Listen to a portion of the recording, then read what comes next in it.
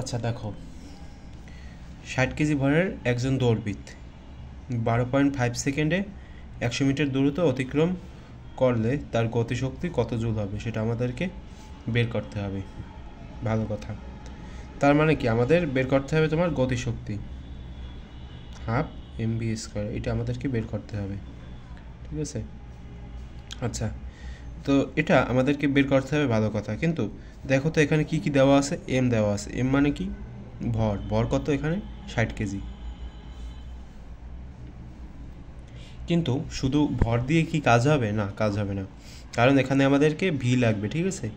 V কিন্তু এখানে দেওয়া নাই, তো আমরা কীভাবে বের করতে পারি? আমরা একটা সূত্র জানি না, যে এস সমান সমান ভিটি,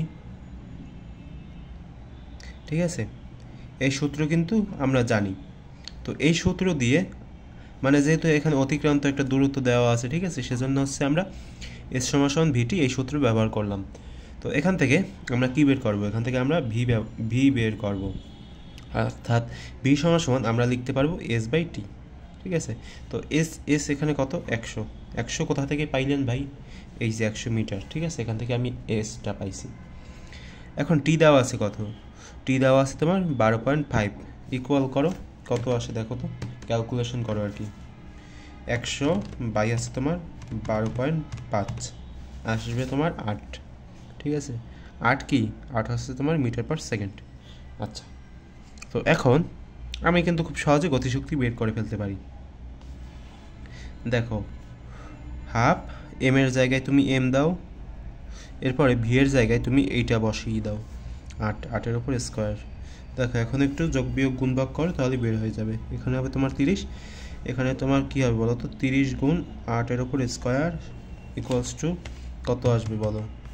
30 গুণ, আচ্ছা শোনো, আমি কিন্তু ক্যালকুলেটর নিয়ে অনেকগুলো ভিডিও বানিয়েছি, সেগুলো চাইলে তুমি, তোমার যদি সময় থাকে, ঠিক আছে, আমি বলতেছি না যে তোমার সময় অপচয় করে, না, তোমার যদি সময় থাকে তাহলে তুমি সেগুলো যে একটু দেখো, ঠিক আছে, তোমাদেরই লাভ হবে। এমন না যে শুধু আমারই লাভ হবে, ভিডিওগুলো দেখে আমারও লাভ হবে, তোমাদেরও লাভ হবে, ঠিক আছে। অনেকগুলো ভিডিও আপলোড করছি, ঠিক আছে, সেগুলো দেখিয়ে আইসো। আচ্ছা, তো এটা হচ্ছে আমাদের উত্তর, 1920 জুল। তো দেখা হবে পরবর্তী কোনো ভিডিওতে, সেই পর্যন্ত তোমরা সবাই ভালো থেকো।